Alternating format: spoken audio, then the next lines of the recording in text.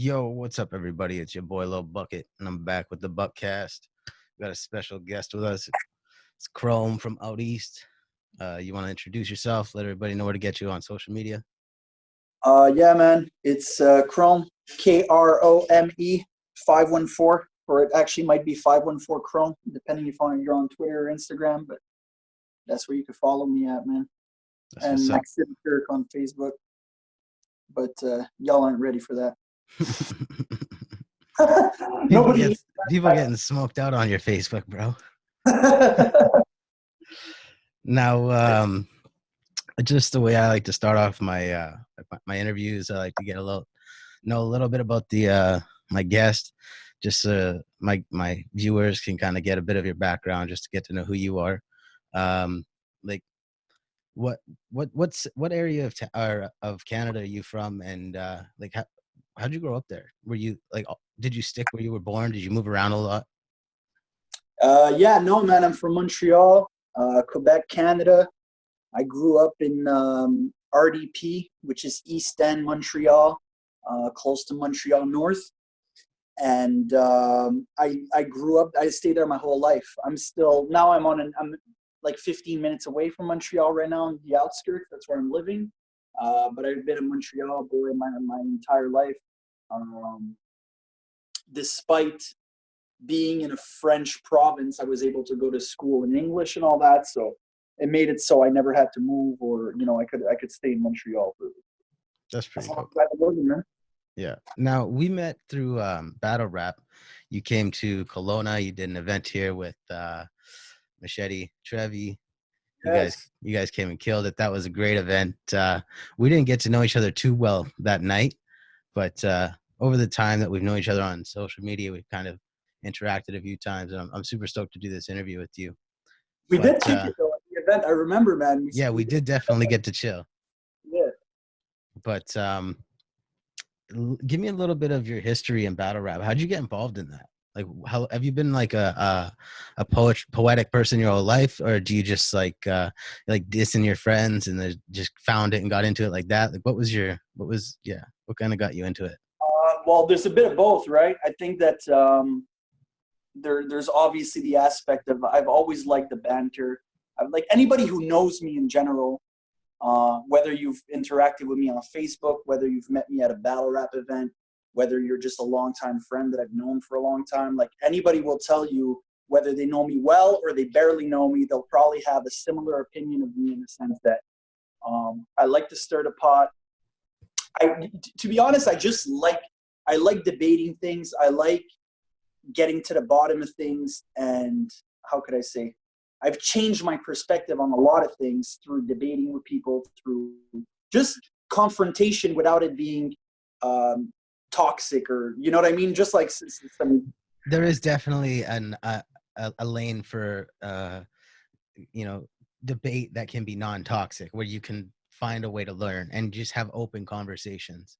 And yeah. And don't get me wrong, I'm not saying that I'm never toxic when I debate or nothing like that. But what I'm trying to say is that I've always been attracted by those, like, I've always been attracted by the fact of being able to debate or argue or be in a confrontation with someone, with it not leading to anything past that, where I could shake their hand at the end and go smoke with them and go chill with them. And it's not an actual issue that created a divide between us. We just had an issue on opinion. So I think that's something that's followed me my whole life.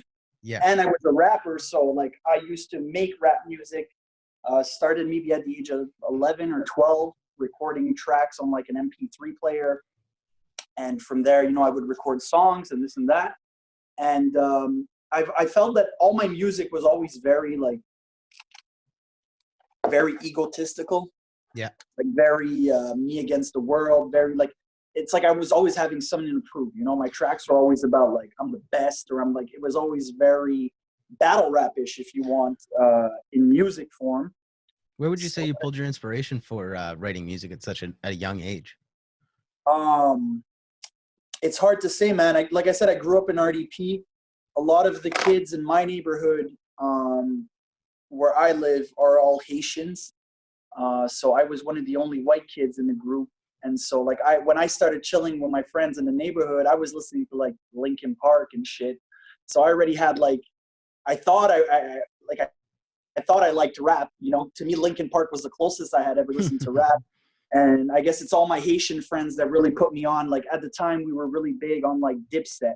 So we Okay. used to like all choose like, oh, I'm this member of Dipset, and I'm this member of Dipset. And I used to be Onkaza, which is kind of like funny because he was a battle rapper. He's done battle rap, and he was like one of the more like, you know, lesser known Dipset members.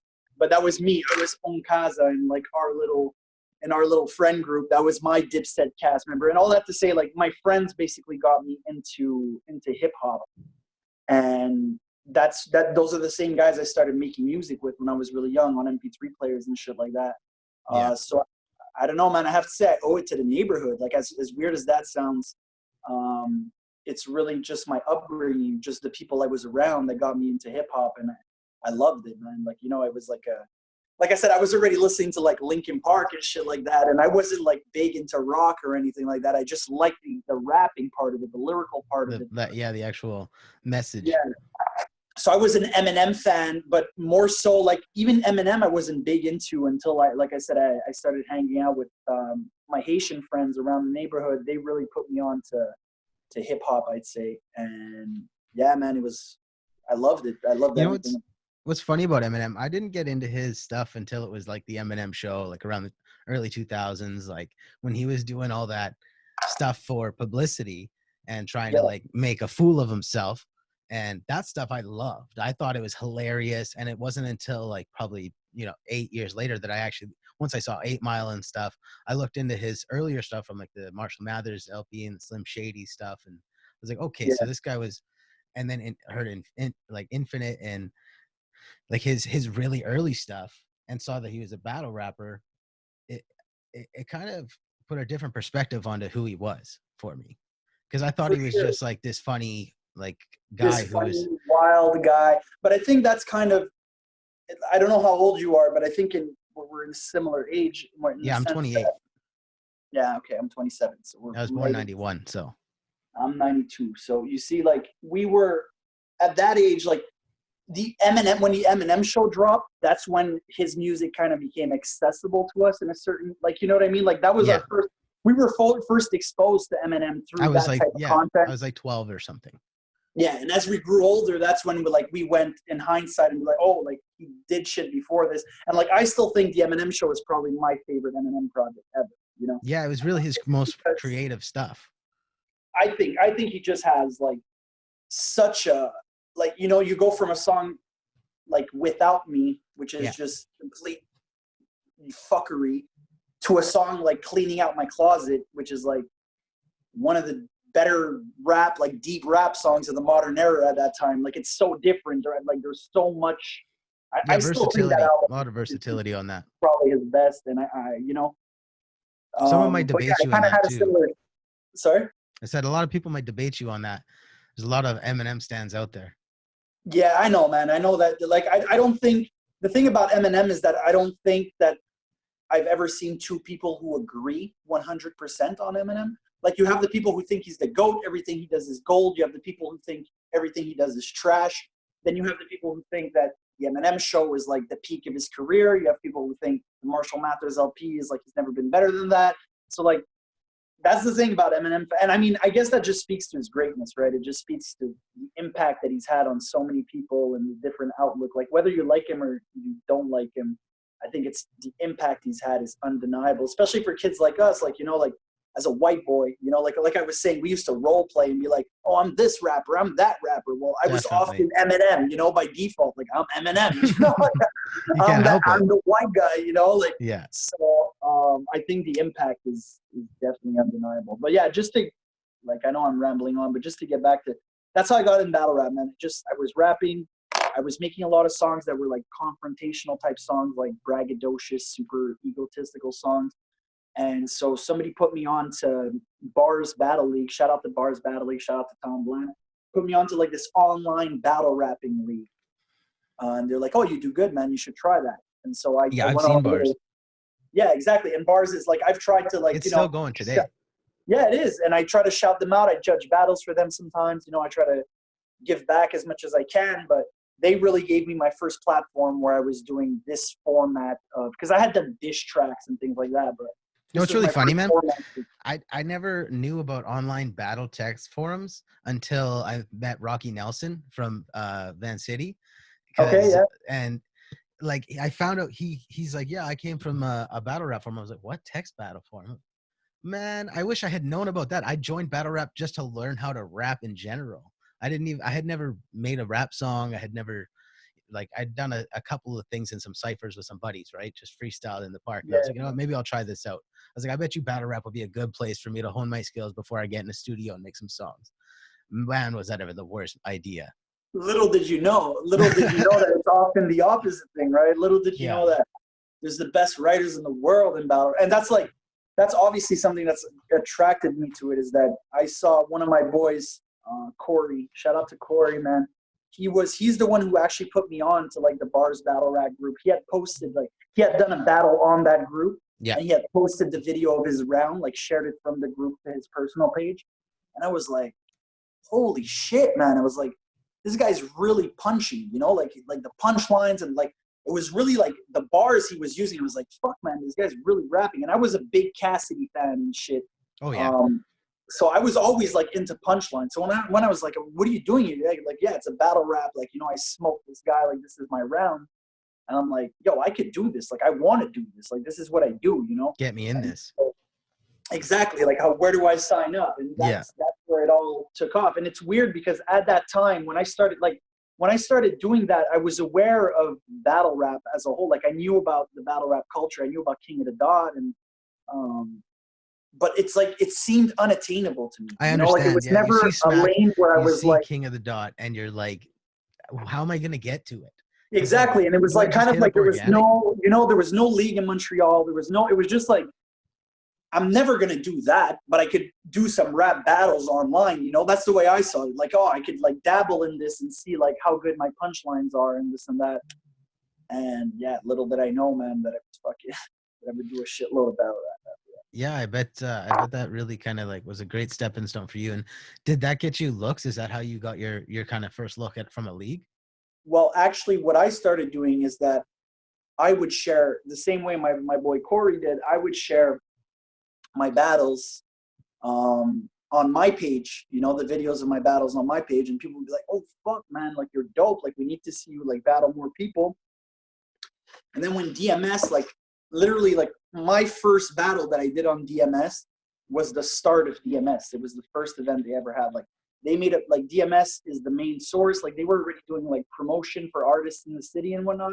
And they're like, yo, we're starting a battle rap league. So tag whoever you think is, like, the dopest battle rapper, you know? And a bunch of my friends tagged my name on that post. So I'm like, you know, I sent them a video. I sent Feezy a video of me rapping. I'm like, that's dope. You know, this is what I do. I'm like, give me a shot. And so I was the first battle on DMS ever. That's so crazy, dude. That's wild. But what's even wilder is that I was the first battle on that league ever. And like a year later, maybe a bit more, but like a year later, I was battling DNA on DMS. Yeah. What year was it? 300 people. Like, it was like so like what had happened from like my first battle in front of like 15 people in like a nowhere spot became like me headlining versus DNA in front of like over 250 people. And I was like, what the fuck? I was like, okay, like, we're actually like, you know, we're battle rapping, you know, like now I am doing like what I thought I'd be doing. Like, I am battle.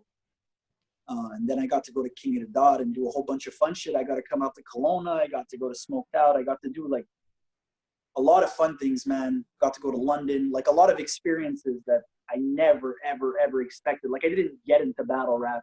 Like I said, a lot of people get into I feel like a lot of people these days, like, they see King of the Dot and like, oh, I could do this. I want to get into battle rap because it's going to open doors. Because it was just like, I'm going to diss people online because like I'm good at that. And like, and it just, you know, like elevated. Even till today, it's kind of like people are like, oh yeah, your battle rap career. I'm like, yeah, you know, like I do rap battles, but I don't like, you know, it's still a weird kind of concept to me.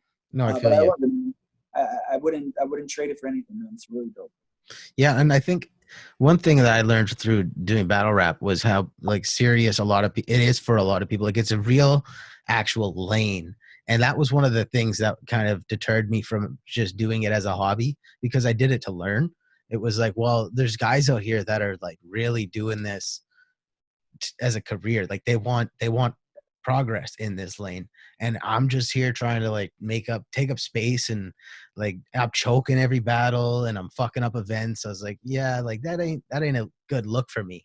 I'm gonna Yeah. just take a step back and just kind of support from afar.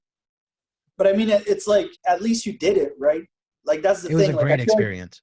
a lot of people, I feel, don't even want to try it. Like they're scared to try it, or they're like, like I feel like I know some of my friends that are battle rap fans, like dead ass fans, and I tell them like, yo, you should do a battle, like just try one, do it, and they're like, nah, nah, nah, nah.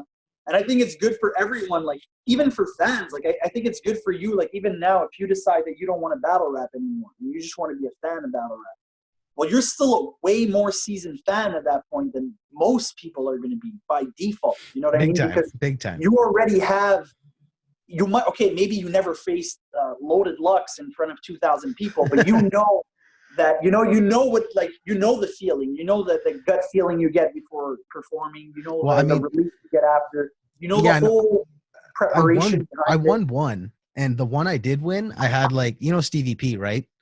Yeah.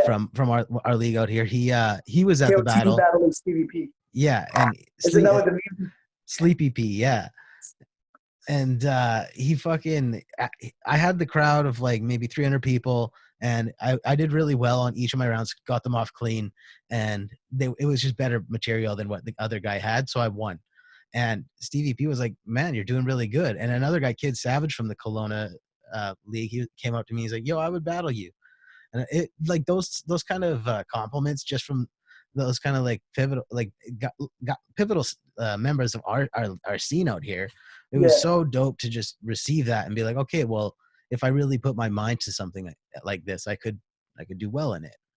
Yeah, well, I mean, and at the end of the day, like, that's why I never really understood, like, and I know that some people, like you said, I know that some people are really serious about battle rap where they want to make it something like, and I've always felt bad in a way because I felt like I was taking what I had for granted. Like, you know what I mean? If I saw someone in a lesser position being way more excited than I was about opportunities that they were getting, I felt like I was taking it for granted. I felt like I was like, fuck, man, like, you know what I mean? Like that's not what I'm chasing, like that's not what like my goal is.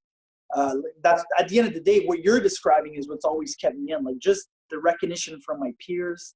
And like yo, there's guys that I watch battles, like, you know what I mean, like guys that I was big fans of that I consider like homies now, friends, Yeah, that I was like really like, I would get home from school, man, and go like YouTube search if they had new battles, or if they, and now like I'm on a first name friendly, like come over basis type of thing. You know what I mean? So that's what kept me in battle rap. Just the friends that I made, the experiences I've had, more than anything else. More than the bragging rights or the fucking like. So I understand, like I said, I acknowledge that some people are doing it, because they want to make it a career, or they really want to go all in battle rap.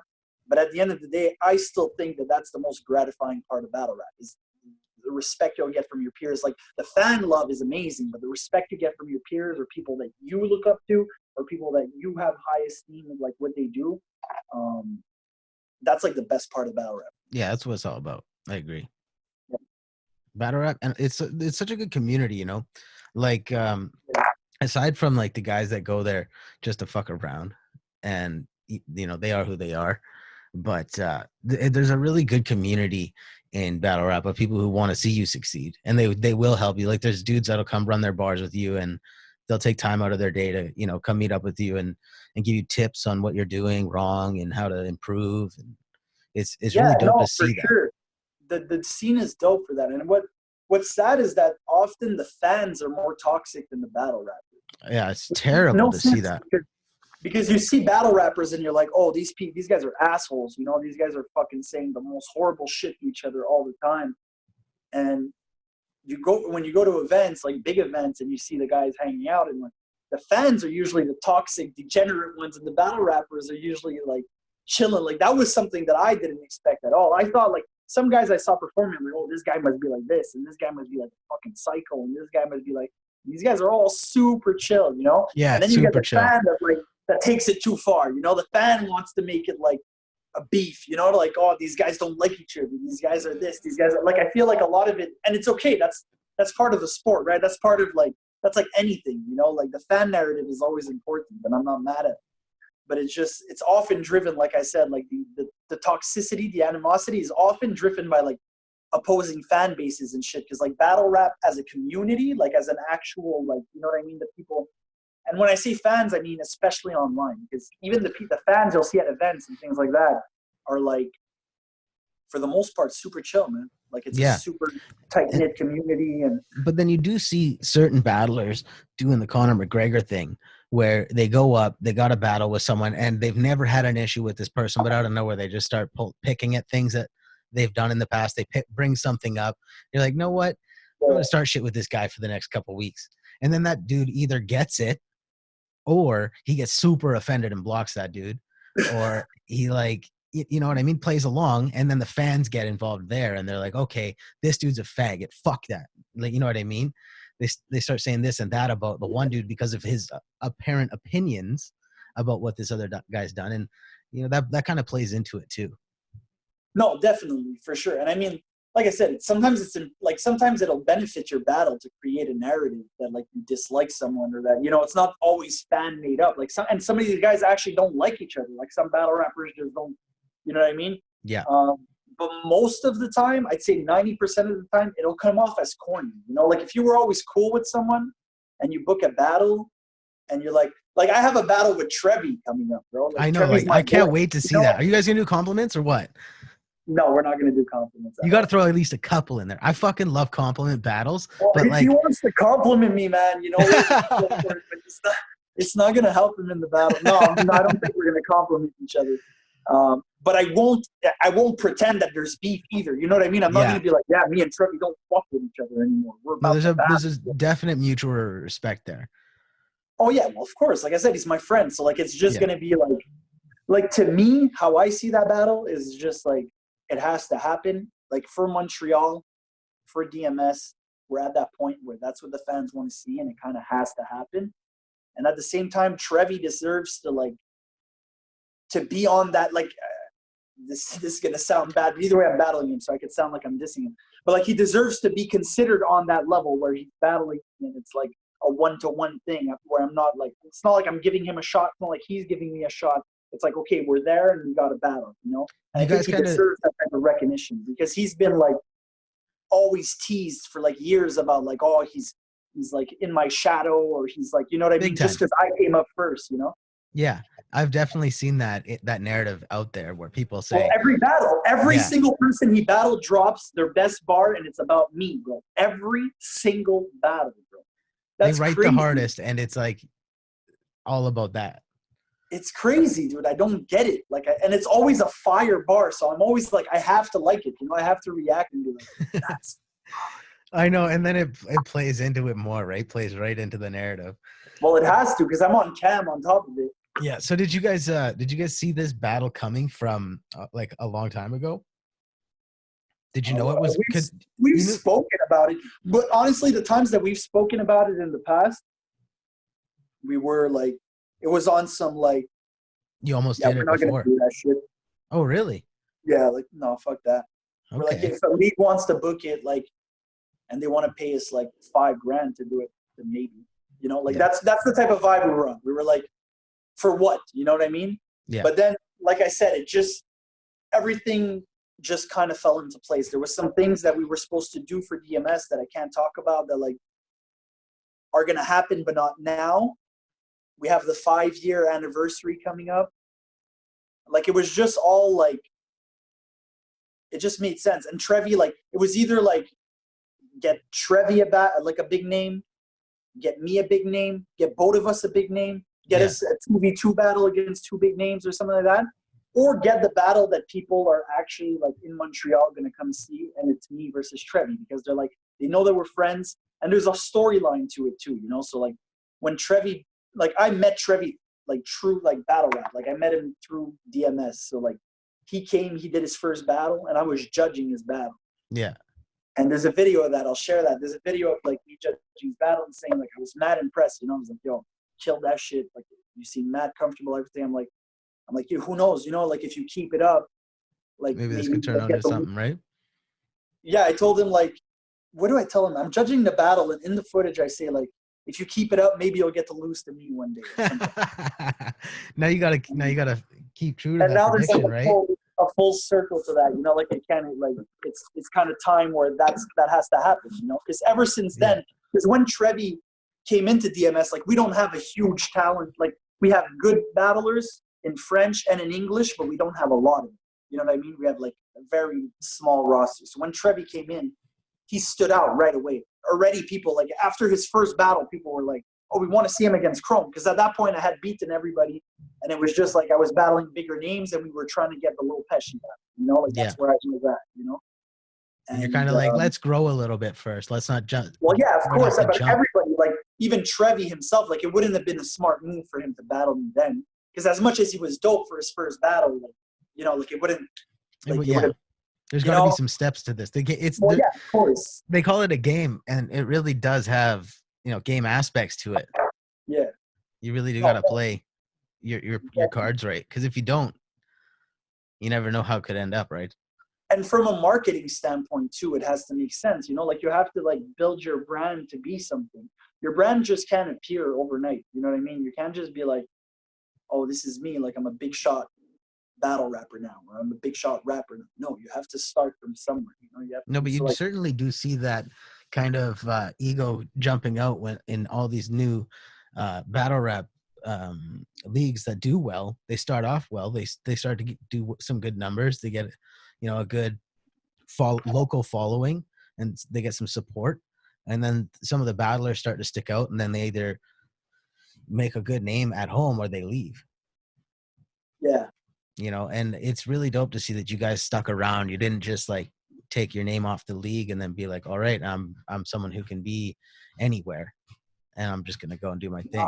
No, never that. And like it's actually the total opposite of that. Like like if anything, like I don't know for Trevi, I don't know like how he feels, but for me personally, like it's always been like DMS is the family. You know, like I mean, I just got my Krome chain made, and my next one is going to be my DMS chain. You know what I mean? Like it's like it's more than just a league that I battle on. Like I said, I am this league, bro. Like I was the first battle ever on this league, and I'm the champion of the league since then. You know what I mean? So like it's and Feezy's like, you know, he's my big one.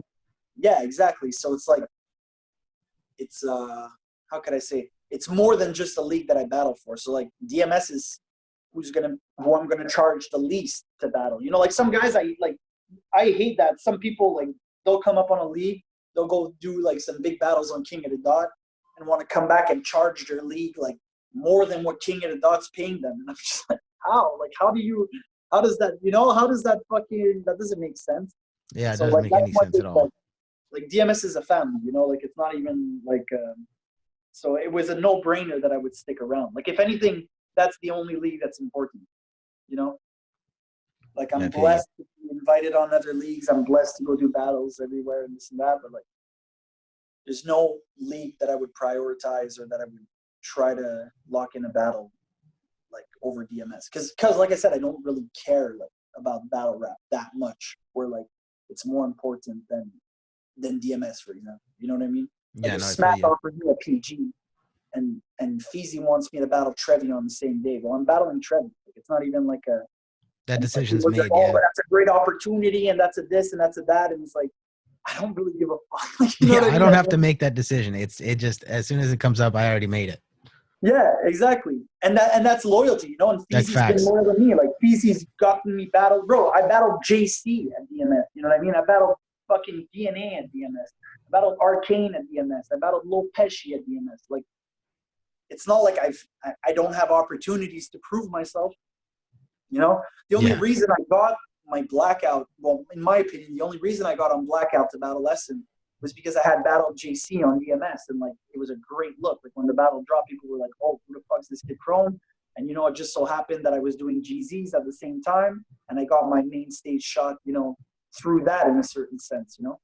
As much as like there's a GZ process and whatnot, like I'm sure that helped in in making that happen. So like I owe it all to DMS at the end of the day. You know what I mean? As Yeah. much as they owe me a big part of what DMS is as a battle rap league, like I owe whatever I've accomplished in battle rap to them. So it's always going to be, it's always going to be Krome equals DMS, like no matter what. Yeah, I feel you, man. That's what's up. Now, hip hop aside, what industry do you like? Do you work in? Like, you don't got to tell me obviously what company or whatever, but like, what have you, where have you worked? Like, what's your employment kind of like life been? Salesman. You're a salesman, okay? Like my whole life is like almost, well, all my notable jobs have all been sales. Facts. So I've done everything from like everything, man, selling anything to like I went door to door selling like Bell products. That's how you start. I've done in-house Bell products, like working for Bell head office, like call center type of shit. I've sold like Interact terminals and shit, like Moneris and like Chase Bank and like all these different points of service terminals that you could sell for like debit cards and whatever. Yeah. What else, bro? I don't even know. I sold a whole bunch of shit, man. Sold cars. Sold. So yeah, that's basically it. I've been selling shit as my job my whole life, and now I work for a car rental company, but I don't rent cars. I basically buy and sell the fleet for a car rental company. I see. So I'm still in sales basically. And yeah, that's pretty cool. So it's in the finance sector, anyways. Yeah, but I don't take care. Like my job is really being a salesman. Yeah. Like I have like a commission type job where I work like. Well, like I said, I sell and I buy. Yeah, that's pretty dope. Now, what do you know like about stocks and like Bitcoins or anything like that? Investing. Do you know much about that stuff? Honestly, no. I have one of my friends that's like very well versed in all that shit, and like I really defer to him 100%. I don't like it, bro. I have barely nothing invested in anything. Like I don't. It's not like, oh yeah, I have 10 G's invested in something. Like I've put money on things through him, and I know nothing about that shit. Like I know absolutely nothing. Like I tried to get into that stuff for a while. Like I tried to see like, oh, like if I could start trading or something, and like see if I could, just make some quick flips and things like that. Yeah. And I'm just not invested enough to like. It really is like a daily grind, man. Like I tried to get into penny stocks one time, and I noticed I had to I would have had to wake up every morning, pay attention to a whole bunch of stocks, check it out at lunch, check them out at dinner time, and then leave it, and then just make records all month, and then go over that shit. And I was like, fuck, man. No, it's just, to me, and it's not necessarily that it is complicated, but it is. But to me, it looks complicated. Like if I had to try to play with money or something, I'd probably go into real estate or something like that. I'd try to buy something to flip it. That's something that is more easily comprehensible to me. Like it's more like, once again, it comes back to the sales aspect of, you know what I mean? Which I have a lot more control over than trading, you know what I mean, than the fucking stock market. So I don't understand the stock market enough to be confident in it, like to know what I'm doing. And at the same time, like I said, if I have money to juggle around, money to play with, I'd risk it in like real estate way before I risk it in stocks. I've been thinking about investing in Bitcoin just for the simple reason, like it was pretty crazy. In January, I was just kind of, checking up on how much it costs just to grab a couple, like one Bitcoin is $9,000. It was in January on like the 1st, right? I was just checking the 1st. And at end of the month, I checked the 29th and it was like $9,700. I was like, okay, so it's on its way up, right? I just checked yesterday. It's like $13,000. So if I had bought a couple, like one for $9,000, and I sold it right now, I would have made 4 racks, right? Theoretically. Yeah. But like the problem with Bitcoin is how volatile it is. Because at one time it went up to like 25 racks, and it was $40 at one point just for one. Yeah. So if you had bought like a whole bunch at 40 and just held on to them, you would have been making bank, right? I know some people who made a lot of money through Bitcoins, and like I get flat. Like, once again, I know nothing about, like, I'm the first to admit that when it comes to trading, when it comes to stocks, when it comes to cryptocurrency, Yeah. blockchain, all that shit, like, I know fucking nothing about this shit. But I know some people who made money off of it, who were like preaching for it a lot. And I still tease my friends, like, because I know people lost money on that shit too. And I still tease everybody. Like, I'll post shit on Facebook, like, yeah, how's your fucking Bitcoin doing? You know, because, like, Yeah. at some point, people were almost telling me, like, you're an idiot if you don't buy Bitcoin right now. When it I was got at, that like, a lot. when it was at like 19 grand, you know? So I'm like, yeah, no, like, you know what I mean? Like, please save me your whole preaching. Like, if you're making money off Bitcoin, good for you, you know? But I like to tease people and be like, oh yeah, so how's your Bitcoin now? You know, because most people don't know what they're doing and they fucked it up heavy. But I think there's money to be made with Bitcoin for sure. Like, I think like, one thing to focus on is trends, because like, if you think about the holidays in the year, you know, people buy things at certain times of the year for certain things. So if people want to invest a bunch of money into Bitcoin over a certain amount of time, it's probably going to be in between those periods when they're not buying anything, right? yeah, And then so when they when they want to go buy shit on the holidays, the Bitcoin value is going to go down because they're going to sell it all so they're they gonna can have, stop. Yeah. right? And But then so you think right I after don't think that would holidays. be a big enough. I'm not sure that would be a big enough delay. Like, the thing about Bitcoin is that, because that would make a fluctuation for sure. You know, Yeah. like, in the value of it for sure. That's kind of what I've been kind of keeping my eye on, was just like But the trends during Bitcoin the has times. even more is, unless everybody's doing that, then there'd be no, like, Bitcoin can drop, like, it's 13,000 right now. It could be 7,000 tomorrow morning. You know what I Yeah. mean? Yeah. With little to no explanation to it. Like, it would just, like, not today. It is not gonna. And that's, like I said, I don't understand it. I don't think anybody could predict it accurately, because no one has really predicted it very accurately so far. I think there's money to be made in it. I think the thing about Bitcoin for me is that it's important just to not see it as an investment. Like, I see it almost more as a gamble. And I know it's a calculated gamble. It's like, you know, to me, it would be like a really good poker player or something saying, like, really good poker players don't think they're gambling, you know? Well, here's the thing. The one big reason why it's going to drop unexpectedly is because people will see the value in cashing in. And then so if a bunch of people start seeing the value, you're going to have all of the people who bought in too late noticing their values dropping below what they paid for, and so they're going to cash out. And that could affect at such a high rate, that could affect the value that it could just drop, like you said, to 7 grand tomorrow. And you're like, well, what happened? And everyone's like, well, we cashed out. Did you not see the trend going down? And it's like, well, how do you fucking pay attention that fast? But right? That's the thing. But the thing about, like, because the people who made money with Bitcoin is the people that stuck through it. You know what I mean? Because Bitcoin, like, I remember people offering me Bitcoin for $340. $340 for a whole Bitcoin. That's crazy. Like, I had no clue what the fuck they were even talking about. You know, one of my friends, like, that's actually a salesman too. He was like, he was trying to talk me into Bitcoin, like, back then when, like, nobody was talking about that shit. Like I said, $340 a Bitcoin. Yeah. He was probably like, I don't know how he was getting these Bitcoin, but he was probably dealing with someone who was making a bunch of money on top of that. So, like, Bitcoins were worth nothing at that point, you know? I totally remember. And some people kept them. Like, the people who really made money are the people who kept those $300 Bitcoins, or even cheaper. Yeah. But that didn't sell when it got to $1,000, or when it got to 2,000, or when it got to 3,000. It was at 2,000 for a long time. Yeah, so people, imagine when it's at 2,000, you're like, and people were still not talking about Bitcoin when it was at 2,000. So you're like, yo, I paid these things $200. They're at 1,000. You know, they're at 1,200 right now. I'm gonna cash out 1,000. I bought like 10 of them. You know what I mean? I'm gonna cash out 10 grand right now. Why wouldn't I do that? You know, like, and it's at this point, it's been years already. So you're like, yo, this was really the thing of the future. Like, it didn't pick up like I thought it would, but, like, I made money off this, good money. Let me pull out, and you know what I mean? Like, take a vacation or whatever. I remember Bitcoins were like $200 in 2008.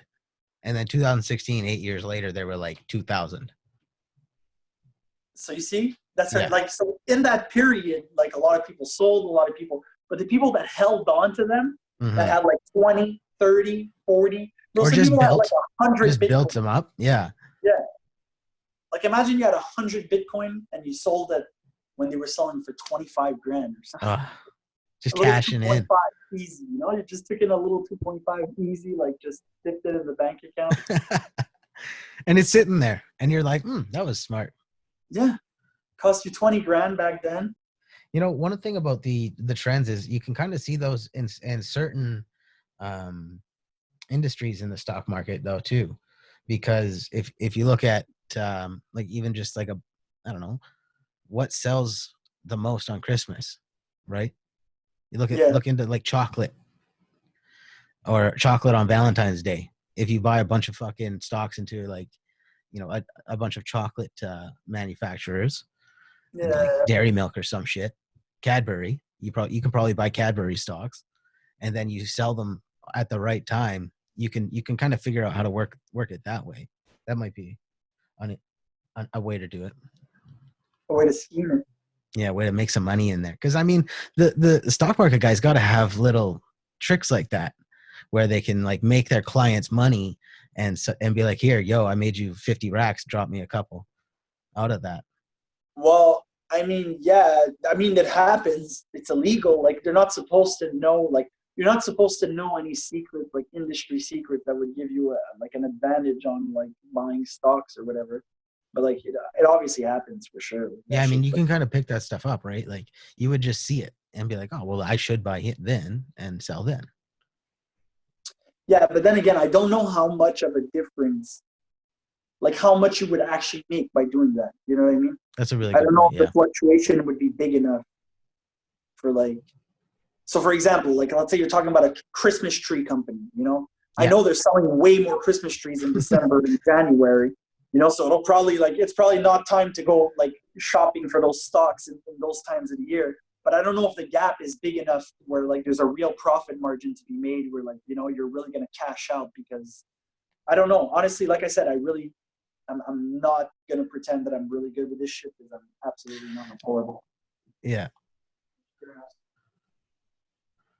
My bad, bro.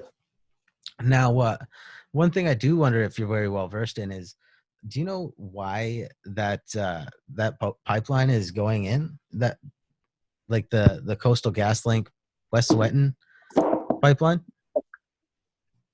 Bad, bro.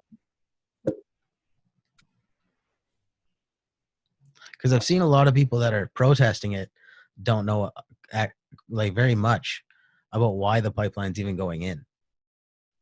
About why it's going in? Yeah. Dude, what it's going to be for. Okay, this is another thing. I didn't know about this pipeline protest until I saw an article about the Via Rail, like something about the trains. CN or something? Or CP? No, it was another company. No, I don't. I think it was Via Rail. Yeah? Yeah. Anyways, that they were shutting down all their shit because there was some protests, some pipeline protests.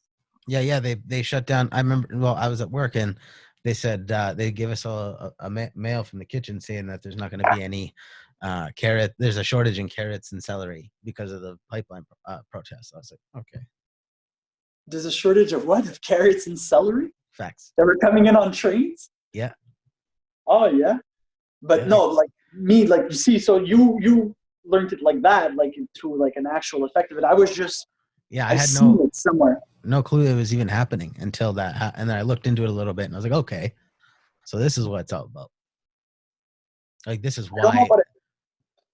To get back to your question, I don't know why. Like, if you mean why, like it's a pipeline, and I know that's not what you're not asking me why they're building a pipeline. Is it going to be for gas that we put into our cars, or is it for like crude oil that we're going to sell to other countries, or are we going to sell that oil? Are we going to make a profit off of it as a country? Like, I don't understand that part about it, and I'd really love for someone to explain it. I'm not well versed in that enough to tell you what we're gonna do with the oil. My guesstimate, because Canada is like has no back. That this oil might not even belong to us. We might just be shipping it like everything else we do. You know what I mean? Like I'm not thinking we're gonna Canada is going to see some great profit through. I know it's going to create jobs. Like, don't get me wrong, it's going to create Certainly. a lot of jobs for the pipeline and all that. But I'm not one to argue that. I'm not even, to be honest, I'm not even one to argue for the pipeline. I'm not like, you know what I mean? I know you were saying like, you were looking for a conservative to come talk. I'm not even, maybe not the best example of, I don't know what the conservative idea is on this subject. I'm not even for the pipeline in general. Yeah. You know what I mean? I'm not one that's for pipelines to begin with. And I hate the current administration, the Canadian government. So like, I'm not one that's supporting, you know, like that's one thing I just want to be clear. So it's not like I have some great knowledge and I could give you a reason why I support this pipeline, because I absolutely have That's really good to get that out there, though, to make sure that people think, like, before we get this conversation started, just to make that kind of a ground barrier, just to say, hey, like, it's not like I'm for pipelines. It's just the process in which the people that are against them are necessarily going. This is the thing, because I know where we're gonna land with this conversation, and I look forward to explaining. Like, that's what I mean. Like, I'm not for, to be honest, I'm not for or against the pipeline, because I'm not well versed enough. I don't know about this shit. Like, you're asking me, what are we gonna do with this gas? I don't fucking know. Like, I don't, like, you know what I mean? And I'm not gonna pretend to know. I'm not one of these people that's gonna hop into a debate and be like, oh yeah, I know so much about this subject right now. I'm gonna argue what I like, you know, what I'm specifically arguing. And what I'm specifically arguing is not for or against the protest. Like, that's what I want to make clear. You know what I mean? Like, I'm not, like, I'm way more, I have a tendency to be on the side of any indigenous native people in Canada over the government 99.9% of the time. Like, there's, like, you know what I mean? Like, there's a bunch of issues that we'll see directly eye to eye when it comes to that shit. So that's what I wanted to make clear, that it's not even about, like, I know how I am. I'm very hard-headed. I like to argue. I like to debate, like, specific things. But it's too easy for people to be like, a lot of people are giving, like, a moral argument of, like, oh, but why don't you care about these people? Or why don't you care about this? Like, why don't you care about that? And I don't want it to be misconstrued that way, in the sense of, like, you know what I mean? Like, I might not understand fully, because I don't live these conditions. I don't have to deal with the direct effects of the pipeline per se, like, around me. You know what I mean? Yeah. But yeah, like I said, it's not like I'm not saying I'm for it. I don't know nothing about the actual purpose of it. But there was just the things that I was debating on that front were specifically those things, the ways of protesting. And even, anyways, I'll let you get into it the way you want to get into it. But even the way of protesting is not something I was outraged about, but it's something I felt the need to address when people were painting it in a certain way. Right. Like a lot of people point out that protesting will create, a lot of people's point to protest and why they do it is that it'll create awareness, and the fact that people aren't paying attention to these problems, and that they need to get the message out. And the only way that they have found to get the message out is by doing these protests and getting people to notice and getting the awareness out there. And I agree, like I said, I agree that it raises awareness. I just disagree that all methods of raising awareness are as effective or are, you know, as, like, they're all justified in the same way, because they're all ways of raising awareness. So obviously, like, I don't think, like, you know what I mean? I don't think it's a fucking society changing problem that people are blocking roads. You know, that's not, like, I'm not trying to make anybody that's stuck in traffic the victim in the situation. That's not the point of it. The point is that I simply disagree that it's effective. I disagree that it's a good argument to make, to say that, well, Native people are suffering more than you are by being stuck in traffic and being late for work or late for a medical appointment or whatever the case may be. You know, they have it way worse. So, like, why can't you suffer a bit to be aware about this? You know, I just don't believe that it's necessary. And it's not even like, I saw today, I think there was like a big march. Like, thousands of people in the streets for this. They marched in Toronto or something. Obviously, it blocked off a street, and like I'm way more for like if you're actually going to gather that many people, if you guys are going to march, if you guys are going to organize and do something like that where you're marching through, and it's obviously causing, it's causing disruption.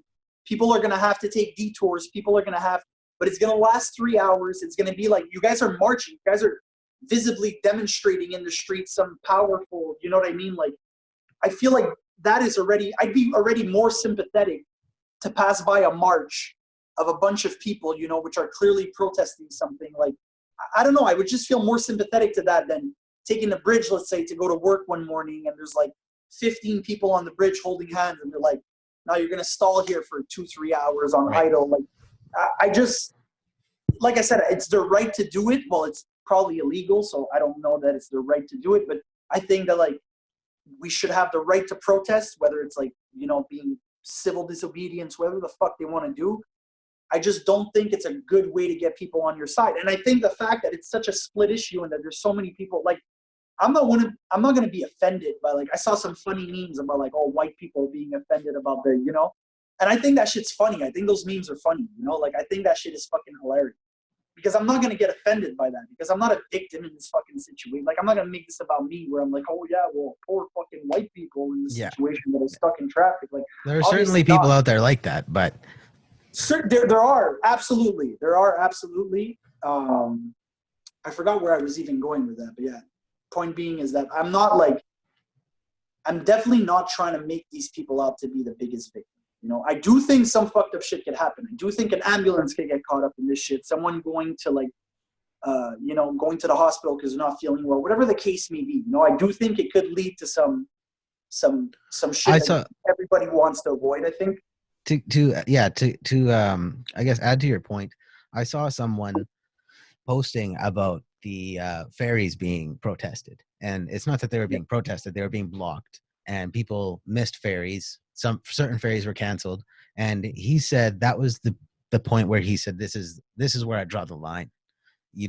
Because his friend had a dog that was supposed to have surgery, and it missed that surgery because of the ferries. And he's like, when people's pets and people's lives are affected by these things, it's understandable that you're trying to make a message here, but this is like someone could die here because they don't have a ferry. And that's the thing. And like, obviously, like, that's not the argument I like to jump to first. You know what I mean? Because I feel like it's very extreme and it's very like nitpicky. And that's a horrible situation. Like, bro, like my dog, if that was my dog, like, dude, I might become one of these crazy fucking people that are like, oh my God, it's not in the road, right? Like, so, but that's what I mean, like, I just feel like it's, like I said, it's one thing to protest. If you're going to protest and cause this disruption and civil disobedience, and you don't care about things like this happening, like you're saying whatever, it's a consequence of the protest, then at least you have to own it. You have to be like, these are the measures I'm willing to take to get my point across or to get my message across. What I don't like is the narrative of like, well, some people have it worse, so don't complain about it. Like, you know what I mean? It's kind of like, you take no blame for what you're doing because you're doing it on behalf of people who have it worse than the people that you're, causing the inconvenience to. Or in some cases, it's more than an inconvenience. Because, like, we're saying inconvenience, but in some case, like you're describing, like me that's needing not just an inconvenience for my dog is not a fucking inconvenience. You know what I mean? Like, that's very serious to me, So, I just don't think I don't think it's a good way to explain it, to say, well, these people are going through something worse and like it's important for you to notice it. So it's kind of okay that you're going to deal with this. You know what I mean? And like I said, I'm not saying that the people stuck in traffic are the victims, but I just don't think this will make them super sympathetic to the cause. And like, even someone like me that's against that type of shit, like I said, I saw the news of the march today. I saw some pictures, some videos and things like that. And I actually kind of like reflected on it. And I was like, what if I went to like passed by like a march, like a whole march for, and there was like, we've had Montreal shut down for like almost 2 days with like I don't want to, what are those climate change marches? called? Do you know? I forget. Yeah, You know what I'm talking about, I though. know exactly what you're talking about. The Greta Thunberg inspired Yep. March for Life, or no, not that's like. Anyways, you know what I'm talking about. Mm-hmm. So we've had that here, like we've had like, you know what I mean, and like people are all demonstrating, and yeah, it's a bitch. You got to go around, but I feel like it's kind of like, I don't know. I just feel like it soothes over better. Like it causes awareness. People know that it's happening. You know what I mean? Like you're clearly like, if you were planning on going anywhere downtown Montreal, like you're gonna have a bad day. But I don't know. I just feel like it'll 100% of the time be better received to have a bunch of people marching in the street, doing their chants and whatever, than people literally just standing in the middle of a road with the only sole purpose. And most of the time, like most of these blockades that I've seen, there's maximum like 25, 30 people. You know what I mean? Just blocking like a very specific like street or bridge, and it's like, I'm not sure that specific blockade has enough of an impact within the whole protest, which is the marches, the blocking of the trains, the this and that, to be justified. Like, you know what I mean? I don't think Mm-hmm. you need to do that to go gain more awareness by blocking that street. And like I said, I think, I don't know about the legality of those things. I don't know if it's legal or illegal. In any case, I think people should have the right to protest. I My just thing, disagree. my thing about the protest is that I think these people should be much more informed and educated if they're going to protest, because I saw this segment where somebody went up and they were interviewing protesters and just asking them, hey, what are you out here protesting? What are you protesting for? And the answers were completely ridiculous. Like one guy didn't even really give an answer. He just said, well, look, if we can block these streets off for parades and things like that, and of that matter, why can't we block the street off for this reason? And it's like, bro, that's a terrible excuse, because like, for one, we like think, Hastings Street down here, they shut that off. It's the common one with all the, it's got like East Hastings is full of Oh, homeless yeah, people yeah, on of it. course. Yeah. Yeah, it's that super famous one. They blocked it off just so that people we could have a trucker parade recently. And I was working as a courier, so I experienced a delay. I just had to call my office and say, hey, I'm stuck in traffic a little bit. I'll be a bit late. And then, the truckers brought like, I don't know, 100, because the trucking industry is a big part of Canada. It's one of the reasons that our transport industry is so massive. And Mm-hmm. so they were just paying homage to it. And they had like 100 different trucks go through, all honking their horn. And, it was nice. It was great. But then the guy was trying to use something like that as an example for why it's okay to protest and block off the streets. And it's like, bro, like, don't even start with that shit. Get the fuck out of here. Well, obviously it's a horrible argument, but it's just rooted in bad faith, though. That's the thing. It's just rooted in like, you know what I mean? Like, why would that be your argument? Why would it be like, well, these guys could do it? Like, how does that, you know what I mean? How is that helping because like, for example, if I don't like trucks, for example, I'm someone who's super like, Greenpeace, like I want to save the planet. I don't like the fact that these trucks were honking in the street. It's my right. Like I would understand somebody who's like that to be like, fuck these trucks, like they made me late for work. I'd understand. It'd be like, you know what, this person has the right to feel that way.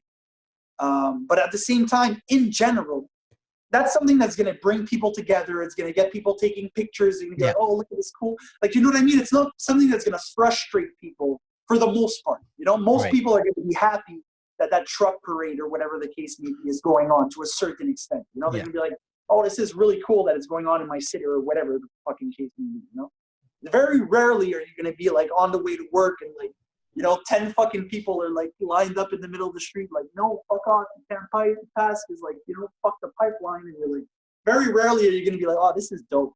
I should put this on my Snapchat. Look at this, like, you know what I mean? Like, this is definitely not something you're going to compare to, a parade for any specific reason, because, parades are generally in support of something that's helping people.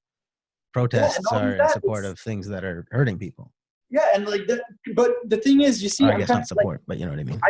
I accept his analogy of it. Like I accept him saying, well, if we could block the streets for trucks, then we could block the streets for this bigger issue. Like I accept that logic, and I accept what it means deep down. But it's just flawed. It's just like I said, it's rooted in bad faith because you know that the parade is not generating the same type of reaction than your blockade is. And like, you know that you're not helping necessarily your cause. Like, it's not about your right to block the street. It's not about, is it okay for you to block the street for any given reason? It's about, why are you blocking the street? And is that really helping the cause that you're trying to, you know what I mean? Like, is that really like, is that not necessary? Because I don't want to say necessary, but like, is that something that you want to be doing? You know what I mean? When maybe you could be doing this or this or this instead, which would still be disruptive, which would still cause a certain amount of, you know what I mean? Yeah.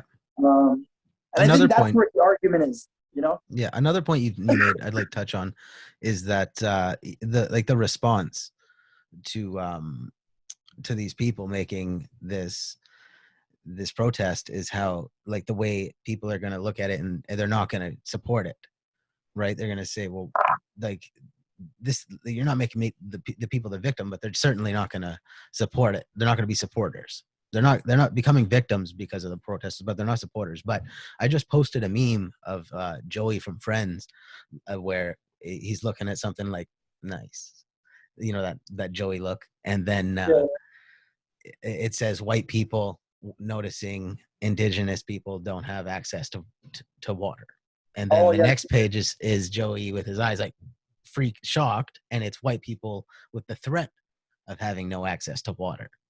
And it's interesting, the response kind of that white people have just to the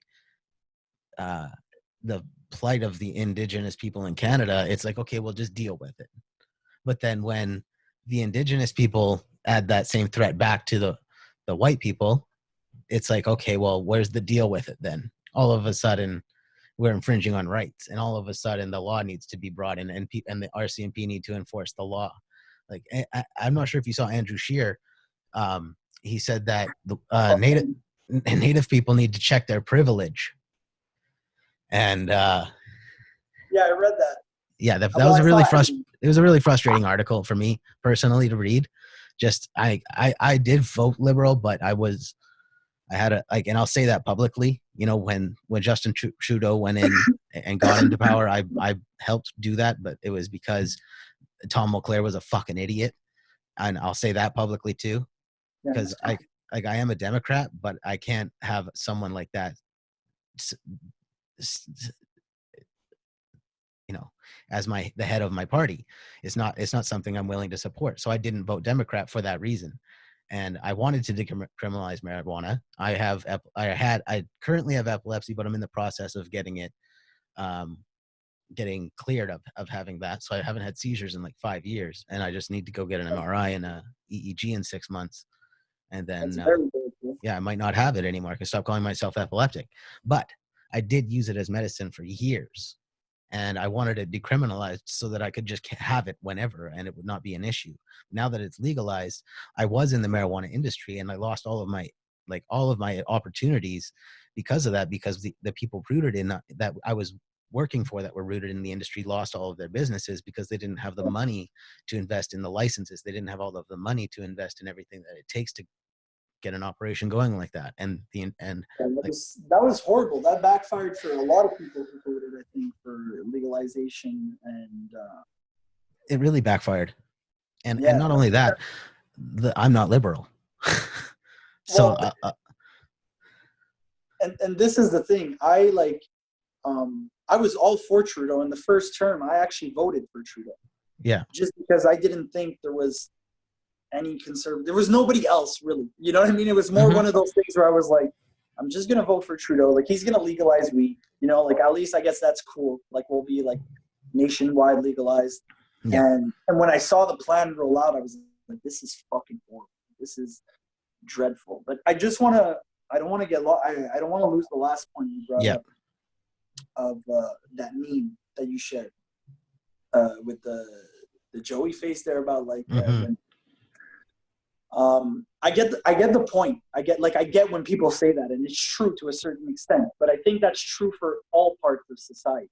You know, I think that's like, I don't think that's exclusive to white people, or like, I think that's just true for all parts of society. When you don't live something, The rich don't give a fuck about the problem of the poor don't give a fuck about the problem of the rich. Like, poor probably think that the rich have no problems, for example. Like, you know what I mean? Like, it's very like, it's very hard for us to sympathize with something that's not right in our face or that we don't live with. So that's why when you say like spreading awareness and things like that, I agree with the fact that you have to let people know what's going on. You have to. It's just, I don't agree that you can do to people what's being done to you to show them that they should care about what's being done to you. You understand? And I'm not saying that's what I'm not saying they're doing close to what's been done to them. Yeah. What I'm saying is, I don't think you could poke at people to be like, you know what I mean? Like, let's say something's going on, you're on fire and you're like, I'm fucking on fire, but nobody's helping me. Nobody's putting out this fucking fire, and everybody's around you, but they're turned around. Their back is like to the wall, and you have the choice of either being like, yo, I fucking need your help, maybe push them a bit or whatever. Or you could like take a knife and like poke them, like be like, yo, buddy, help me, I'm on fire, like you have probably more chances if you tap them on the shoulder and be like, hey, can you help me with this fire, than if you poke them with a fucking knife. And that's a horrible fucking analogy. But what I'm trying to say is that, like, I don't think that provoking people or like, because this is the thing, my problem with it is that what indigenous people, like native tribes and, all through Canada are going through, is because of the government's incompetence. Like, mainly because of the government's incompetence.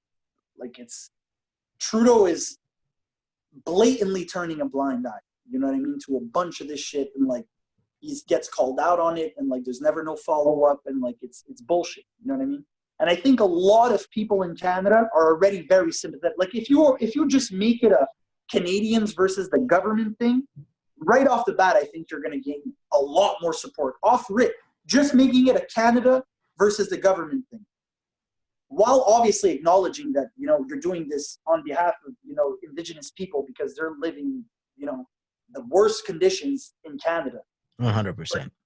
But you'll garner more support for, like, even whether it's conservatives or liberal. Like, I'm pretty sure everybody equally hates what the government's doing on that specific issue and on issues in general. So even as someone who's super conservative, like, who's super like, oh, we don't have money to waste on clean water, like, you know what I mean? Like even dumb people, right, will probably fall in line for the argument of this government is trash and like, we need to hold them accountable. You know what I mean?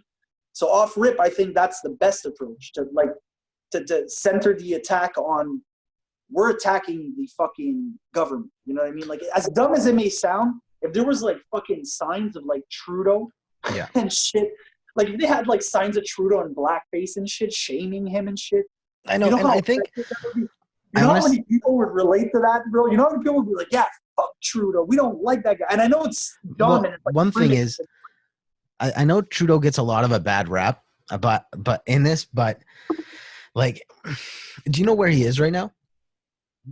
Where he is right now? Yeah, he's in Africa and some other place, securing a position in the seat for the UN, the United Nations, and so he's not by securing a seat for an African nation. It's like I didn't look into exactly what it is, but I mean, if you look it up, you'll see that he's securing a seat in a specific like committee or something in the UN. It's like basically something that's going to help with our our international situation, our worldwide situation. But the point is, he's doing that right now, and he has someone appointed back at home in Canada to do what he would regularly here. And that person also is a big part of the liberal, government, I guess, right now. That is, they're the ones responsible. Like, Trudeau gets a big target because he's the front boy, and he does make a lot of decisions, but it's not all on him. Like, he has a cabinet, he's got a whole bunch of people who make decisions with him, who all approve things for him to agree with. And sure, he does make a lot of decisions, and, but government isn't one person. And a lot of people, they try and paint that picture on him, and I get it. And he has done the blackface stuff, and it was terrible, and he shouldn't have done that. Yeah, But but like I was just joking. Like the blackface stuff is it's a good like point though, because it's a lot of people bring it up. yeah, but It's something I'm people saying attack it's him good with. for a protest. It's good for a Yeah, protest song. You know what I I mean? feel you. Like, I feel you. but that's not. I don't think that's one of the strong arguments against Trudeau. Like, I don't personally. You ask me if I think Trudeau is a racist. I don't think he's actually like a racist. You know, like I don't think this guy is like. I think he's good intention. I think he's too soft. Like literally, I think he's too nice to everyone, and he's too. Um, and that's what I mainly dislike about him. You know, Yeah, like what I mainly dislike about him is him being too soft, him fucking getting on TV and saying that, you know, he yeah, gets walked Iran on. shot down a bunch of Canadians, but you know, maybe the Americans shouldn't have started with them. Like saying like he's just too like He lets people too walk on him soft, for sure, you and know? his people. And that's my problem with him because there's like and I agree with you that like anything, you know what I mean? It's the Mm-hmm. same thing for and it's funny because there's a contrast of that for in Canada we have like a super liberal government run by Trudeau and in the States they have like a total opposite, like non-liberal at all, like super Republican, I guess you conservative. could call it. Well, it's not even conservative; it's Republican, Yeah, really, government. Um, and you know, Trudeau is hated, probably not as Trump, not nearly as much as Trump, but he's hated here. You know what I mean? For anything and everything, despite if he even took the decision or not. And it's kind of the same thing. So it's the same thing everywhere, right? If you're the head of the country, you're gonna take shit for whatever the fuck goes down. So I understand that Trudeau might not take all the decisions, but that's kind of what I don't like about him. Like what I don't like about him is that he doesn't have the backbone sometimes necessary to do what needs to be done. You know what I mean? What like Trudeau's father, who was like not liked by many people, like you know, a lot of people yeah, disliked him, would have done a way better job on all these issues than Trudeau's doing right now. Like a way better job. Like I think like around Canada, people would have collectively preferred Pierre. Trudeau's father's approach to these Yeah, types of issues. You know what I mean? yeah, Pierre. I mean, my dad even said it himself. He's told me multiple times. He's like, I think when the Liberals were in power, when uh, Pierre Trudeau was the PM, was much more effective. And Yeah. like a lot of people do have a good point in saying that Trudeau isn't doing anything because he could address these issues. He could take, the time aside to say, all right, Of this course. this And it's does like, need to be talked about. of course. And And you know that what would I make, hate? yeah, And sorry to interrupt you, but I go just ahead. thought of, you know what I hate is that there's too, like, obviously in Canada, we still have a lot of fucking racists. Like, we have, like, some, you know, hillbilly people. We have, like, even here in Quebec, there's a whole bunch of, like, people out in regions where they've never seen an immigrant in their life and they're, like, super racist and, like, super old fashioned, like, okay, boomer type people, you know? Um, we have these people all across Canada. Oh, I forgot the fucking point. Oh yeah, I was trying to make it about Trudeau. Oh, fuck, I had something really interesting that I wanted to say about that. I'll get back to it. It'll Yeah. come back So to me.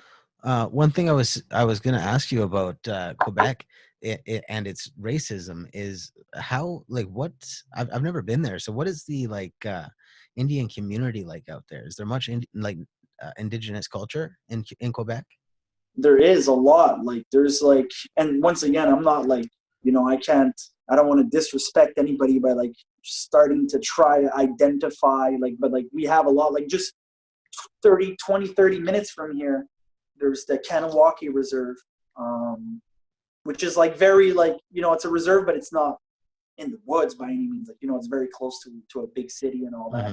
Mm-hmm. We have a couple places like that. Like we have Oka, which has some like actual native reserve, like indigenous land out there. Um, there's a couple places directly like near me that are actually like indigenous land. But then we have like Kujwak, like way up north. Like shout out my boy AK, he comes from Kujwak, like he That's lives dope. out there. And that's like hella fun. That's like, you know, there's nothing but snow out there, there's snow Now, and trees, you know. what a question I have about that is, do they embrace the French culture, and like do many natives from those reserves, do they speak French fluently? Do they of course they know their Um, own language, right? They know their own tongue. yeah, Most native bands have their individual tongue. Like where I'm from in Kamloops, it's the Secwepemc band, and they speak Secwepemc. Okay, and which is like their own dialect type of Yeah, like Cooksjum means thank you. Kushtim. Yeah, I'll remember that. they got a bunch of cool words.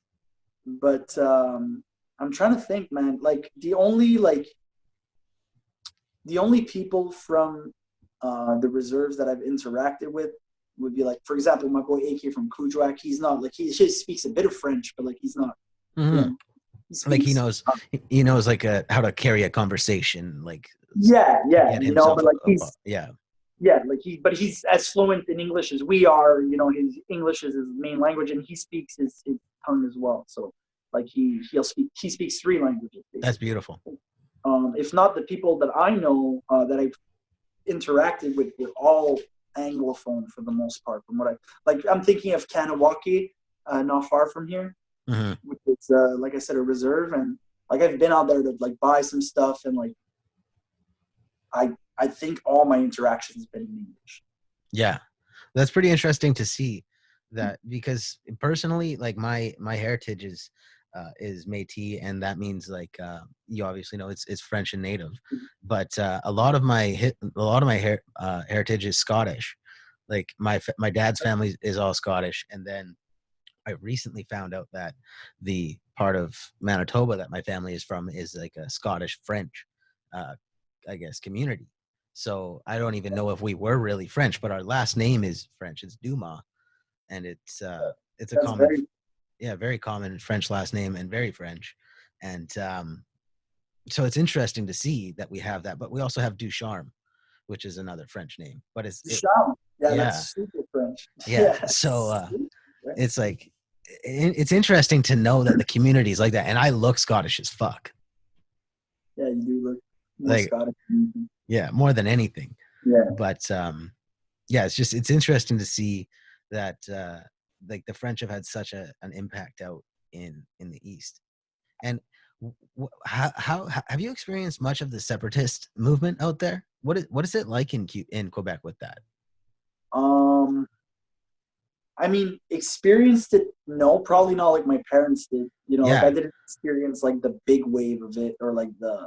Um, it's a really dividing issue still now. I think. Like I think it's becoming like it's trending. I'd say recently of like the younger generation kind of picking up like the sovereignist like. Well, because if you Um, think it's like the they kind of their parents experienced it, right? So they went through it, and then that'll kind of translate into like you kind of are who your parents were. Like you don't really Yeah, well, a realize lot of it. the times, and it's not just that. You know what happened? A lot of these people who were pushing for uh, separating Quebec back in the day went on to become politicians. They went on to become university teachers. They went on to, like, I can't tell you how many of my friends that I knew growing up that were on the French side um, became separatists. Obviously not my Haitian friends. Like they like they didn't feel that type of attachment to Quebec. A lot of them immigrated, like weren't even born here. But a lot of my other friends that were Quebecers, like they had like a Quebecer French, the Sush name and whatever. Hmm. They kind of found like they went to either university or they would go to CJEP, and they would find like they would start being like separate to like moderate separatists. They weren't Yeah. like pushing like, oh, we got to separate, but like they were in agreement with the term that Quebec should probably separate. It would be for the better. And I've never had a separatist in my family. You know what I mean? Like we would shame anybody who dare like fucking like, you know what I mean? We're like, what the fuck are you talking about? Yeah. Like, fuck out of here. So it's like a very divisive issue because some Quebecers are like they do believe in that shit. They do think Quebec would be better off being separated. And I think most of the population, because there's a lot of immigrants now in Quebec too, so that kind of like I don't think it'll ever be a debate anymore where there'll be like a referendum where people are going to vote and see like, oh, are we going to separate? Hmm. But there's always going to be like that sentiment for like a certain core of people. But I can't say like I've experienced but I've seen some separatist people I've seen some people that are like the typical like Quebec like we're in Quebec here. You have to speak French. Nah, nah, nah, like Yeah. weirdos. Like I've seen them. Like they exist. They definitely do. Oh yeah, and by the way, You I remember what you were gonna remembered what say? I wanted to say. Yeah, bring it up. Um, that's why I was talking about racism, because it's like so unfortunate that like there's so many racist dumb fucks that are always like tarnishing conversations with like, obviously, like, they'll be like, oh yeah, you want to bring in refugees? Well, what about these million other issues I never cared about? And like, you know what I mean? Like, I understand that that's like a played out, like, dumb, like, issue.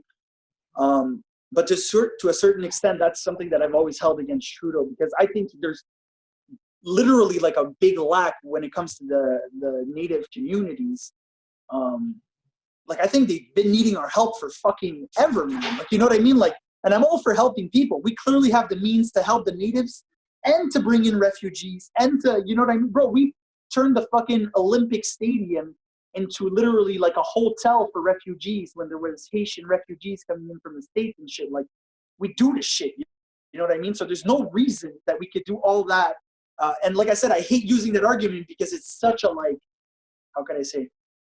It's such a like a marquee argument for like the racist narrative of like, oh yeah, well fuck these refugees, like we don't need to take them in. Like, that's not what I'm saying at all. Like, I'm all for taking refugees. I think we could afford to do that. I think we have more than enough land to do that. You know what I mean? Like, that's fine. But I do think that it's illogical to look virtuous. Like, he was trying to look virtuous on a world stage. Like, look at what we're doing for all these poor people coming from war-torn countries. And like, you know what I mean? Like, look at us. Look at Canada, Look at Justin Trudeau. He's such a nice guy. He's doing all these nice things.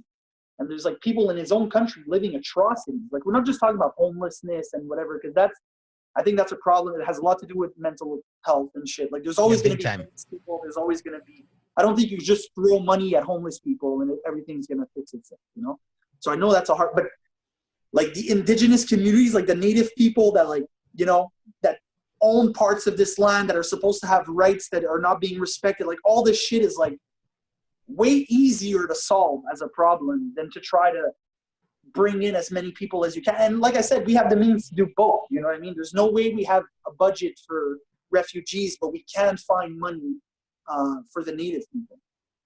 And like I said, I think it sucks that there's still a lot of fucking racists in Canada, a lot of weird people that are making that argument. So it kind of makes the argument null and void now, because people are going to be like, oh, well, if you're saying that, it's because you're a racist, because Yeah. you don't like the refugees. But I think it's a valid point. I think helping anybody, and it's not just for refugees, but I think helping any nation before we take care of these issues, when there's protests around the country on top of it, You know what? for these types of issues. I think that kind of has to do with ego, because it kind of translates into like when people start getting success, people who are successful in certain industries, they have kind of like two responses to other successful people.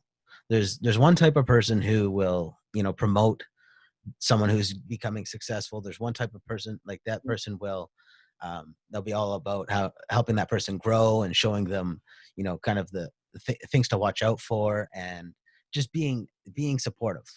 And then you get these other people that are like, okay, you're gonna steal my shine, and Yeah. I can't stand to see you win, because if you're winning, that means I'm gonna start losing, or I'm not gonna be winning as much. And if that's gonna happen, I have to shut you down. And you see that a lot in lots of places, and that's kind of like it's such an egotistical view. Like, I see that a lot in racists, where they'll say, oh, well, what about this issue, or what about that issue? And it's like, okay, well, you're kind of taking your ego and putting it in the way of these rights, of these people's rights and these people's issues. Well, and that's the thing. The thing is, like I said, it's because it's such an easy argument to make, like it's like a no-brain argument. That's why if like you have any type of prejudice, you could kind of hide it with that argument. You know what I mean? Which is, like I said, which is sad, because it tarnishes what's valid about that argument. Like at the end of it, you know what I mean? It tarnishes like the fact that me and you could have an actual conversation, and I could tell you like, yeah, you know what? Like, I'm all for helping everybody we can, but how about we help the fucking, how about we help the people in our country? Like, how about we do that? Yeah, and like, there's no reason we can't do both. Exactly. You know what I mean? There's no, and it doesn't have to be like, fuck these people because of this, or fuck these people because of that. It could just be like, you know what I mean? How about we just do the best we can to help everybody involved. And there's not one person, not one sensible-minded person that I know that would be like, no, like obviously, like I said, there's a minority, and I like to hope it's a minority of like racist people and like really bigoted people that be like, no, fuck that, like, you know what I mean? But I think most people would be on board with helping, helping as much as we can. Yeah, we could help the native people, fine. Like if the government proposed like, like a plan to fucking, I don't know, put any X amount of budget, you know what I mean? They put a number on a paper and they're like, this is what we're going to use to do this, and this, and that's going to help all the all the native communities across Canada, and we're even going to be able to bring in some people from other countries that are having a hard time. And like, I don't know anybody, like literally, like personally, don't know anybody who would be like, nah, fuck that, you know what I mean? Like, fuck, like, no, I don't want to do that. Like, Yeah. I don't know anybody who would do that. Our taxes are already spent on the most ridiculous fucking shit. Like, obviously, as long as they don't say we're going to tax you more, because we're already taxed so much for ridiculous. Like, you know what I mean? Like, we have budgets right now for fucking the most useless shit. And like, yeah, just a sec. I got a call. I got to fucking stop. Fuck.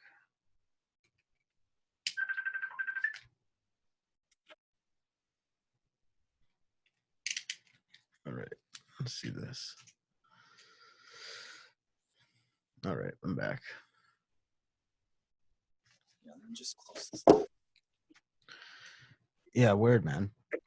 Now, in Quebec, like it's interesting that separatist movement is still kind of like hovering around, because out in the West here, like I'm sure you've heard of Wexit and like Alberta wanting to separate now, and they've kind of recently, over the past, I don't know, 4 years or so, kind of built up this idea that they could just separate and that they'd be all right with that. And a lot of people out west, I know, would be okay with that.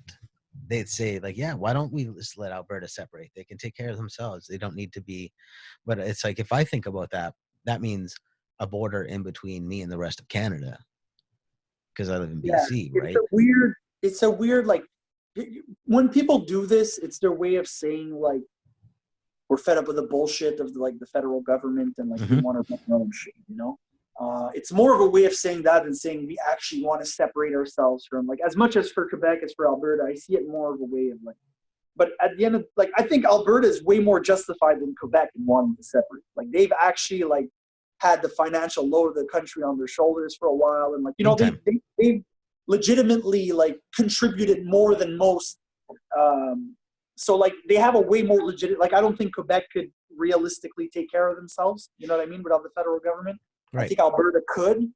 But at the end of the day, I just don't think it's ideal for anybody. Like, I think it's better for everybody if we stay a country, and if we could just find a common ground. You know what I mean? We could find like a fucking agreement. Like, if Alberta thinks they're sending too much money to Quebec, for example, well, yeah, maybe they are. Is there a way we could fucking look at that? And and Quebec keeps saying that they should be independent. Well, is there any way you could deal without taking all this fucking money from the rest of Canada? Or is, like, you know what I mean? Could you subsidize your own shit? Like, there has to be like some common ground found for everybody to be happy. And I'm not saying it's ever going to happen, but I'm just saying I think that's a more ideal solution than separation for any fucking province. Like, it would just be weird. Like, what, you need a passport to go to Alberta after? Like, yeah, that's what I'm thinking. Like, I'm entering Alberta, because what does that mean, right? Like, and how does it work for my friends who live in Calgary and Edmonton? Like, do they have to become citizens to a new country, or like, it would make no sense. Like, because, I mean, there's ways of making it work. Like, a lot of countries in Europe, you could go in and out almost seamless. Like, you know what I mean? There's ways to make it work, but yeah, like there's like the European Union, right? Yeah, so they've got like all those, like, because if you think about it, like, their countries are almost the size of our provinces, but that's the thing, even smaller. Like, you can some of them, from France to Germany to Spain, like, you could do that in a day almost. Like, you know what I mean? Like, it's actually, but you could travel through Europe like quite easily. Yeah, man, this kid's gotta stop. What are you doing?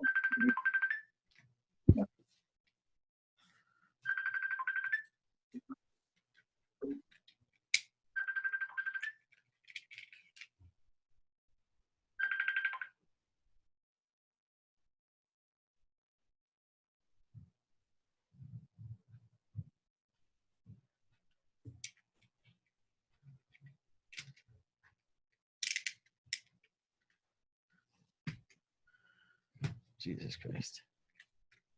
Yo, bro, actually, I have to let you go, man. I just realized it's 9 o'clock for me out here. Oh, I yeah, you're haven't getting eaten. late, eh? Yeah. All right, I well, stopped before like mid supper and shit. I was like, oh, I'll finish this later, this and that, you know? word, bro. Well, yeah, this was a good conversation. Yeah, man, I'm glad we spoke. Yeah. Like I said, I think it's always easier to have a conversation like this verbally, you know, even though we're Yeah, not face to certainly. face, they're kind of face to face.